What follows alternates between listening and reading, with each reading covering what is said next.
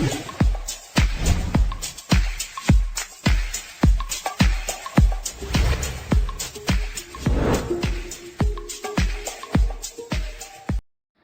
നമസ്കാരം, എല്ലാവർക്കും അമ്മാളൂസ് കിച്ചണിലേക്ക് സ്വാഗതം. ഇന്നൊരു കപ്സയായിട്ടാണ് വന്നിട്ടുള്ളത്. ഞാൻ കപ്സയുടെ കിറ്റ് വെച്ചിട്ട് തന്നെയാണ് ഉണ്ടാക്കുന്നത്. പക്ഷേ അതിൽ നമ്മൾ ഡയറക്റ്റായിട്ട് ചിക്കൻ അങ്ങനെ ഇടുകയാണ് ചെയ്യണത്. പക്ഷേ ഞാനങ്ങനെ ഉണ്ടാക്കി നോക്കിയപ്പോൾ എനിക്കൊരു ചിക്കൻ്റെ ഭയങ്കര പച്ചച്ചോവ തോന്നിയതുകൊണ്ടാണ് ഞാനത് ഫ്രൈ ചെയ്തിട്ടാണ് ഇടുന്നത്. അപ്പോൾ എല്ലാവരും ഉണ്ടാക്കി നോക്കുക. ഇഷ്ടമായിട്ടുണ്ടെങ്കിൽ സബ്സ്ക്രൈബ് ചെയ്യുക. അപ്പോൾ നമുക്ക് തുടങ്ങിയാലോ. ഞാനിപ്പോൾ കപ്സയുടെ ദുബായ് കപ്സ എന്ന് പറഞ്ഞിട്ടുള്ള ഒരു കിറ്റാണ് എടുത്തിട്ടുള്ളത്. എനിക്ക് തോന്നുന്നു മറ്റുള്ള അരിയേക്കാളും കുറച്ചും കൂടെ നല്ലത് ഈ ഒരു റൈസാണ്. ഞാൻ അതുകൊണ്ട് തന്നെ ഇതാണ് യൂസ് ചെയ്യാറ്. ഞാൻ പാക്കറ്റ് പൊട്ടിച്ചിട്ട് അതിലുള്ള അരി എടുത്തിട്ടുണ്ട്. അപ്പോൾ നമുക്ക് 1.5 മണിക്കൂറാണ് അരി വെള്ളത്തിലിട്ട് കുതിർക്കേണ്ടത്. അപ്പോൾ നമുക്കിത് കുതിർക്കാനായിട്ട് വയ്ക്കാം. ഇപ്പോൾ ഇത് അരി കുതിർക്കാനായിട്ട് വെച്ചിട്ടുണ്ട്. 1.5 മണിക്കൂർ, മാക്സിമം ഒരു 1.5 എന്ന് വേണമെങ്കിൽ 1 മണിക്കൂർ കൊണ്ട് തന്നെ ആയി കിട്ടും. ഞാനിപ്പോൾ 3 വലിയ ഉള്ളി എടുത്തിട്ടുണ്ട്. പിന്നെ 2 തക്കാളി വേണം. പിന്നെ വെളുത്തുള്ളി, ഇഞ്ചി, പച്ചമുളക് ഞാൻ 2 എടുത്തിട്ടുള്ളൂ. നല്ല എരിവുള്ള മുളകായതുകൊണ്ട് 2 എടുത്തിട്ടുണ്ട്. അപ്പോൾ കപ്സയുടെ കിറ്റിലുള്ളത് സൺഫ്ലവർ ഓയിലുണ്ട്, അതുപോലെ പട്ട, ഗ്രാമ്പൂ, ഏലക്കായ, അതിൻ്റെ പൊടികളുണ്ട്, പിന്നെ ഒരു മാഗിയുടെ ക്യൂബ്സും കൂടെ ഉണ്ട്. ഇത്രയേ ഉള്ളൂ ഇതിലുള്ള സാധനങ്ങൾ. 1 കിലോ ചിക്കനാണ് എടുത്തിട്ടുള്ളത്. അത് നമുക്ക് വറുത്തെടുക്കാൻ വേണ്ടിയിട്ട് കുറച്ച് വിനാഗിരി എടുത്തിട്ടുണ്ട്.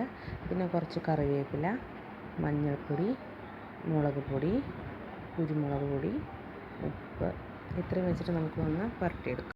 അപ്പോൾ ചിക്കനിൽ 2 സ്പൂൺ മുളക് പൊടി ചേർക്കുന്നുണ്ട്. അത് നല്ല എരിവുള്ള മുളകായതുകൊണ്ടാണ് ഒരു 2 സ്പൂൺ ചേർക്കുന്നത്. എരിവില്ലാത്ത മുളകാണെങ്കിൽ ഒരു 3-3.5 സ്പൂണൊക്കെ ചേർക്കാം കേട്ടോ.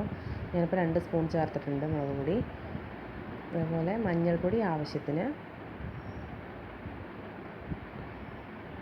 ചേർത്ത് കൊടുക്കാം. പിന്നെ വേണ്ടത് കുരുമുളക് പൊടിയാണ്. കുരുമുളക് പൊടി ഞാനൊരു 1.5 സ്പൂൺ, ചെറിയ സ്പൂണാണ് എടുത്തിട്ടുള്ളത്. അപ്പോൾ ഒരു 1.5 സ്പൂണൊക്കെ ഇട്ട് കൊടുക്കുന്നുണ്ട്. ഇതും നിങ്ങൾക്ക് ഓപ്ഷനായിട്ട് കൂട്ടി കൊടുക്കാം കേട്ടോ. പിന്നെ വേണ്ടത് ആവശ്യത്തിന് ഉപ്പ് കുറച്ച് ചേർത്ത് കൊടുത്താൽ മതി. നമുക്ക് ചോറിലേക്ക് നോക്കിയതിന് ശേഷം പിന്നെ ചേർത്ത് കൊടുക്കാം. ഇപ്പോൾ തന്നെ കൂടുതലായി കഴിഞ്ഞാൽ നമുക്ക് എല്ലാം ചോറിലും കൂടുതലായി വരും. പിന്നെ കുറച്ച് കറിവേപ്പില ഇട്ട് കൊടുക്കാം. കറിവേപ്പില കുറച്ച് കൂടുതലിടാം. പിന്നെ വേണ്ടത് വിനാഗിരിയാണ്. വിനാഗിരി ഞാനൊരു 3 സ്പൂൺ ഒഴിച്ച് കൊടുക്കുന്നുണ്ട്. ഇനിയിപ്പോൾ വിനാഗിരി ഇല്ല എന്നുണ്ടെങ്കിൽ നമുക്ക് നാരങ്ങ നീര് ഒഴിക്കാം കേട്ടോ, അല്ലെങ്കിൽ തൈര് ഒഴിക്കാം. അത് ഏതൊക്കെ നിങ്ങളുടെ ഓപ്ഷനാണ്. പക്ഷേ ഞാൻ വിനാഗിരിയാണ് ഇപ്പോൾ ഉപയോഗിച്ചിട്ടുള്ളത്.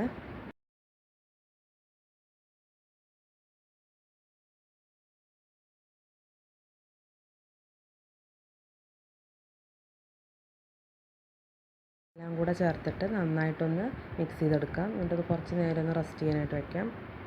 അപ്പോൾ നമ്മുടെ ചിക്കൻ ഞാനൊന്ന് ഫ്രൈ ചെയ്യാനായിട്ട് വെച്ചിട്ടുണ്ട്. ഡീപ്പ് ഫ്രൈ അല്ല, നമ്മുടെ പാനിൽ കുറച്ച് എണ്ണ ഒഴിച്ചിട്ടൊരു ഹാഫ് കുക്കായാൽ മതി. നമ്മളത് ബാലൻസ് ചെയ്യണത് ചോറിലിട്ടിട്ട് വേവിക്കും. അപ്പോൾ അത് കുഴപ്പമില്ല. അപ്പോൾ അത് കംപ്ലീറ്റ് ആയിട്ട് വേവണമെന്നില്ല, ഒരു ഹാഫ് വേവായി. ചിക്കൻ വേവണ നേരം കൊണ്ട് നമുക്ക് നമ്മുടെ 2 തക്കാളി ഒന്ന് പുഴുങ്ങിയെടുക്കാം.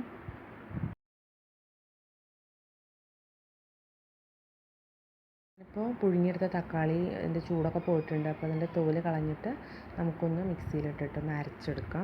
ഇപ്പോൾ വലിയുള്ളി കുറച്ച് അരിഞ്ഞ് വെച്ചിട്ടുണ്ട്. അതിൻ്റെ കൂടെ തന്നെ നമ്മൾ പുഴുങ്ങി വെച്ചിട്ടുള്ള തക്കാളി ഒന്ന് അരച്ച് വെച്ചിട്ടുണ്ട്. ഇഞ്ചി, വെളുത്തുള്ളി, പച്ചമുളക് ഒന്ന് ചതച്ചെടുക്കുക. ഞാനിപ്പോൾ ഈ ഒരു ഗ്ലാസ്സിൽ 2 ഗ്ലാസ് അരിയാണ് എടുത്തിട്ടുള്ളത്. അപ്പോൾ 4 ഗ്ലാസ് വെള്ളം. നമ്മൾ സാധാരണ വയ്ക്കുന്ന പോലെ തന്നെ 2 ഗ്ലാസ് അരിക്ക് 4 ഗ്ലാസ് വെള്ളം വയ്ക്കും.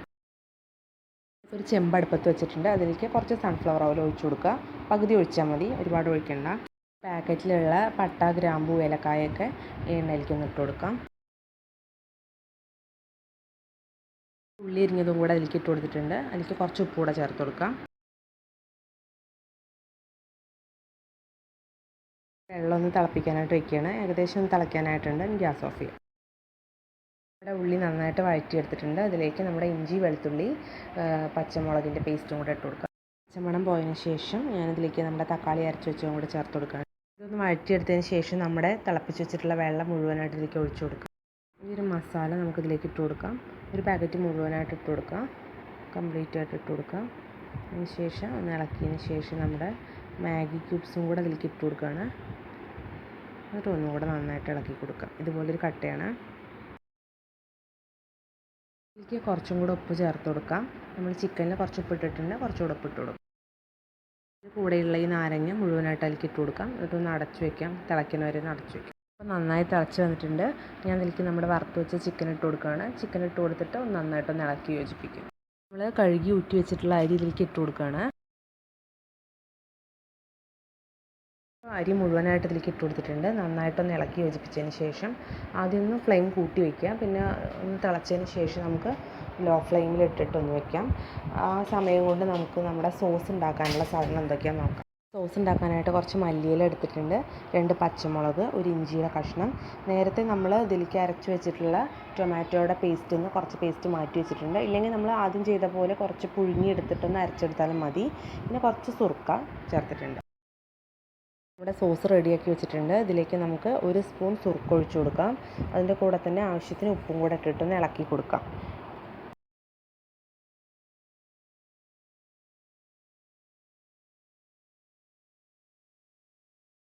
നമുക്കിതൊന്ന് തുറന്ന് നോക്കാം. ഏകദേശം ഒന്ന് വെള്ളമൊക്കെ വറ്റി വന്നിട്ടുണ്ട്. നമുക്കൊന്ന് നന്നായിട്ടൊന്ന് ഇളക്കി കൊടുക്കാം. ഇനി കുറച്ച് നേരം കൂടെ അടച്ചു വെച്ചൊന്ന് വേവിക്കാം സിമ്മിലിട്ടിട്ട്.